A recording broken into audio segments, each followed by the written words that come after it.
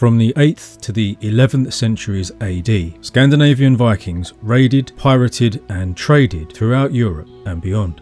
What is called the Viking era today is confined to the medieval period, but in parts of coastal Scandinavia there are enormous numbers of images carved into stone depicting armed men and these long, narrow boats. And these petroglyphs are thousands of years older than the Middle Ages. In this video we're going to see what this world-famous ancient rock art can tell us about society at this time. Do these images depict Bronze Age Vikings? The coastal region of western Sweden called Bohuslän has a large concentration of prehistoric rock art. About 1,500 figurative sites have been recorded.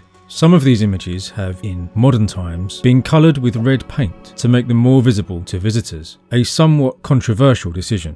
The majority of this rock art was created close to the coast during the Bronze Age and feature panels dominated by images of these remarkable boats. And the maritime location and content of the Bronze Age rock art here are very important to our understanding of these people. In fact, the 10,000 depictions of ships outnumber all other types of images, but there are depictions of human figures too, many of them armed with swords, spears and axes. So what do all these images mean? What are they portraying? Well, opinion has varied over time. A common interpretation by early antiquarians in the 18th and 19th centuries was that the fighting scenes and warriors depicted on the rocks were connected to the Vikings. It seemed an obvious connection to them. However, during most of the 20th century, from the 1920s onwards, the images were instead thought to represent ritual activity from prehistory and were especially associated with seasonal fertility rites. It is now known that these images do largely date to the Nordic Bronze Age. That's about 1700 BC to about 500 BC. The Bronze Age starts and ends later in Scandinavia than in other parts of Europe. And the idea that these images depict various religious rituals has continued to dominate as ever more of these images are uncovered. However, researchers in the 21st century, such as Johan Ling and Andreas Toreld, have pointed out that prehistoric warfare has often been downplayed in Scandinavian Bronze Age research generally, in favour of these societies' functional and ritual aspects, and this bias especially applies to rock art research, apparently. They don't dismiss the ritual elements, far from it, but instead see a relationship between the ritual, the warriors and the ships. Actually, these clusters of images on the rocks are difficult to interpret. There are so many of them for one thing, and figures often continued to be added after others on the panels, but how long after is uncertain. Months, years, decades or longer. So to what extent we're supposed to see these collections of figures as single scenes is hard to say. However, these images surely include depictions of warriors and some instances of warfare. And clearly these warriors are closely related to the images of boats. Human figures are seen in action in various contexts. Many are warriors carrying axes, spears, bows and arrows, as well as shields, although the most common weapon is the sword. Swords are the prestige weapon of Bronze Age warriors, and about 40% of the human rock art figures carry them. However, the swords are almost always sheathed and hanging by their sides. Researchers who believe these show rituals and not warfare observe that although the men point their axes and spears at each other, they are almost never seen to injure or kill each other. There are a couple of exceptions. Here is a scene with a human figure thrusting a spear with both hands into the chest of another figure. The victim is also armed with a raised weapon, probably some kind of simple heavy wooden club. Unlike the sword-armed figures from various sites, including this site, that aren't killing anyone, the simple design and the lack of prestige weapons suggests, perhaps, that rather than ritual, this is a depiction of an actual conflict resulting in death. And nearby, a group of people stand facing each other. At least 6 hold swords up in front of themselves as if engaged in combat, and there are many other sword wielders in this area too. On another of the rocks, with two sword wielders, there are also two archers aiming at one another. The scene with the archers is not unique, but it reinforces the impression that the rock art in this valley is unusually violent. There's another violent scene in which a human figure with a sheathed sword at his side is threatened by a figure holding a spear, while a third seems to intervene and ward off the attack. So it's fascinating to speculate about what's being shown here. Is this something that actually happened? Is it something that they wanted to happen? Was there an especially violent group of people living in this valley? Or was it depicting an especially violent period of time, or even a specific conflict? While it's impossible to narrow it down further, it is most likely that the sword wielders and the killing scene here were made sometime during periods 2 and 3 in the early Bronze Age, which is about 1500 to 1100 BC. And that's right at the start of when warriors appear on Scandinavian rock art.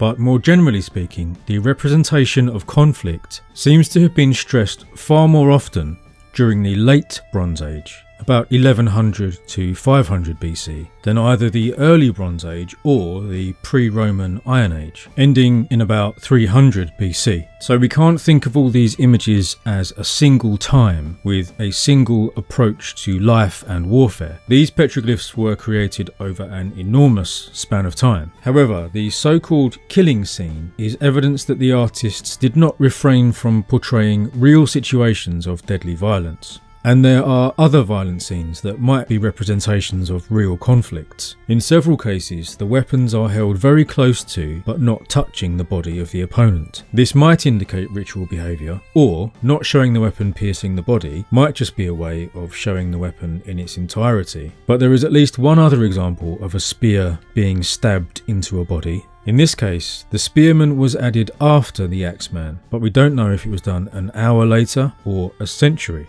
Even if the scene was not created on one single occasion, it is surely important that the smaller warrior thrusts his spear into the back of the larger warrior. The relative sizes of the figures could represent their relative social status. So is this a scene from a myth? Or does it record the time some nobody killed a great hero or a chief by stabbing him in the back?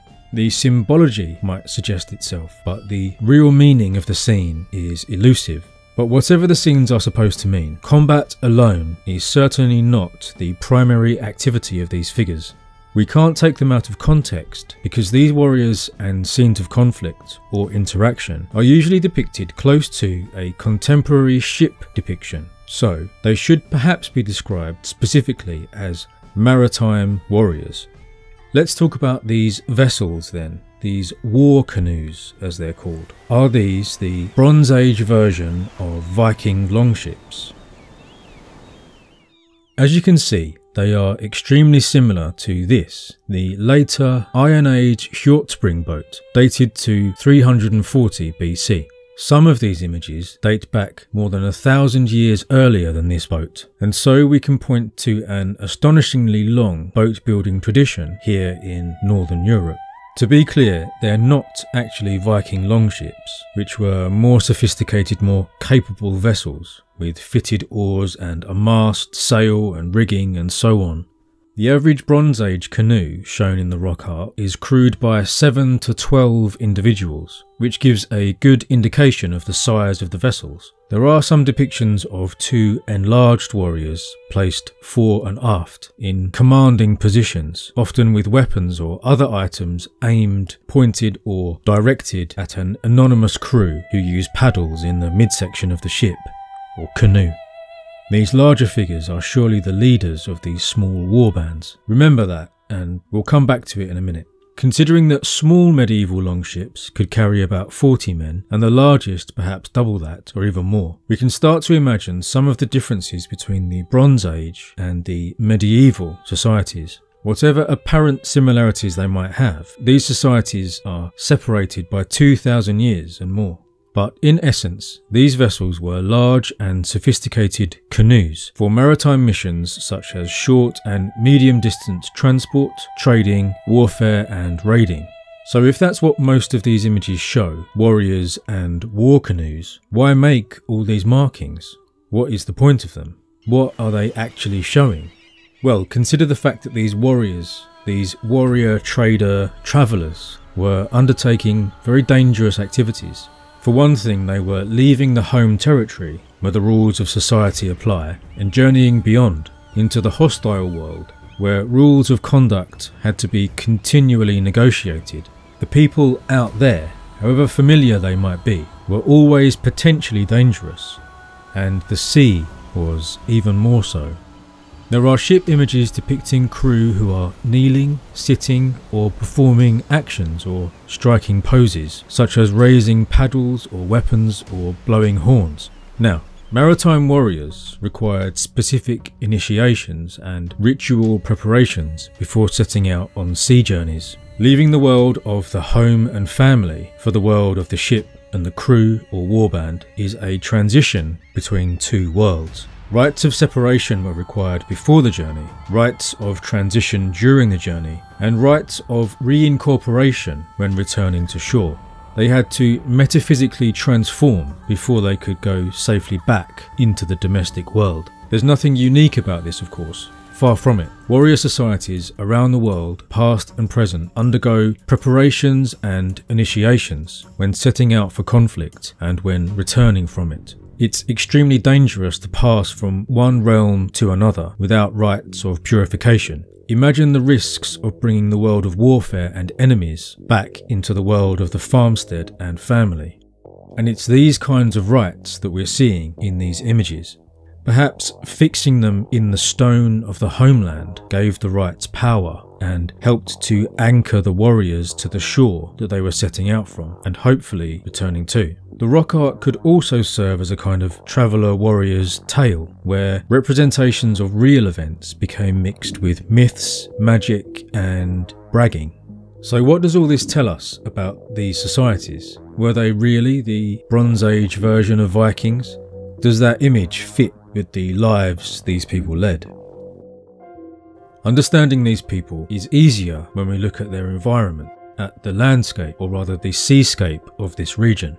We know from archaeology in this area that it was a land of small maritime chiefdoms, and we know more generally that the Bronze Age was a time of warriors, which is well evidenced by skeletal injuries and weapon burials, for example. So there's no doubt that a special portion of Bronze Age Scandinavian society certainly dealt with maritime trade, warfare and travel, as well as life on the farmstead. It wasn't just about these people leaving either. The strategic location of Bohuslän from a maritime perspective suggests that warriors from Denmark and Norway could also have interacted here. In fact, these interactions are an important part of the story. You could say that they are the story. Warriors, traders and travellers had to encounter one another for these societies to function. They had to meet in order to negotiate power and relative social positions and carry out raids, trades and combat. This place was a kind of maritime crossroads, and because of its strategic maritime position, it is probable that external suppliers of copper and tin, from Britain for example, came into Scandinavia through this region throughout the Bronze Age. And of course there would have been many other resources traded too.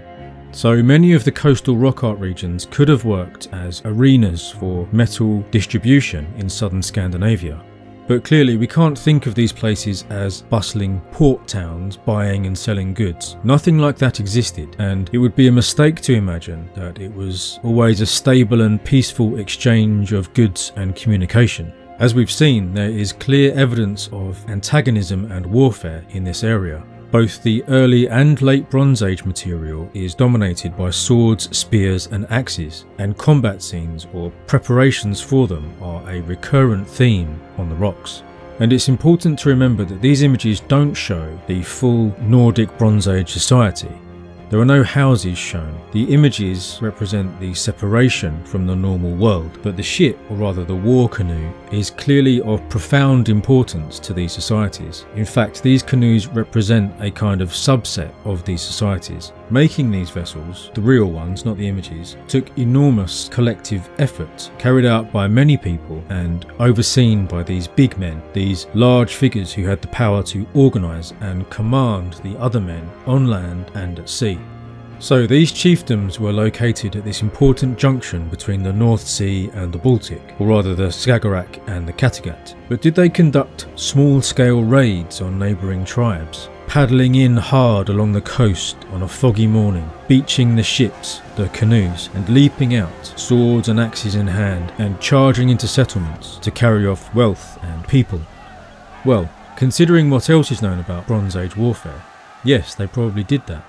And there were probably long-term local feuds and vendettas, and intergroup competition between chiefs, who regularly raided one another as they struggled for power, generation after generation. But they might have launched longer-range expeditions too, raids that were larger and more organised. Sometimes expeditions in the Viking era would set out to conduct trade, only to undergo some misfortune, and rather than return home empty-handed, they might conduct raids instead. Perhaps that kind of thing happened in the Bronze Age too. Remember earlier when I said the ship's crews seem to have been between 6 and 12 men? Well, some researchers believe the number of crew in the rock art ships roughly corresponds to the number of Bronze Age households that constituted the smallest settlement units shown archaeologically in the landscape. These households would include extended families, servants and slaves ruled by a patriarch. So each ship could perhaps be crewed by the head of each household, while they were commanded by the big man of the clan, and maybe his son or brother would be the other commander. And these smaller social units could have been incorporated in a larger chiefdom, corresponding to an area of about 25 kilometers in diameter. This chiefdom might have comprised about 10 smaller units, giving each chief a population of about 1,000 to 1,500 people under him, and maybe 60 or 100 of them, the heads of the households, would be his warriors, his sword bearers and axemen and spearmen and archers. Now there are actually images representing larger war canoes, with crews ranging from 20 to 60. Can these images possibly correspond to actual craft? Or are they fantastical, mythological ships? Well, we don't know, but I wouldn't want to underestimate these Bronze Age Scandinavians. Perhaps they really did build war canoes this large for especially powerful chiefs, or perhaps the chief of chiefs, or maybe their kings. What we do know is that there is a strong tradition of seagoing traders and warriors in Scandinavia that dates back 2,000 years before the Viking era. Thank you to my patrons for supporting the channel. Please hit like and also subscribe so you don't miss new videos. In the meantime, watch this playlist and this video for more prehistory like this. Thank you for watching.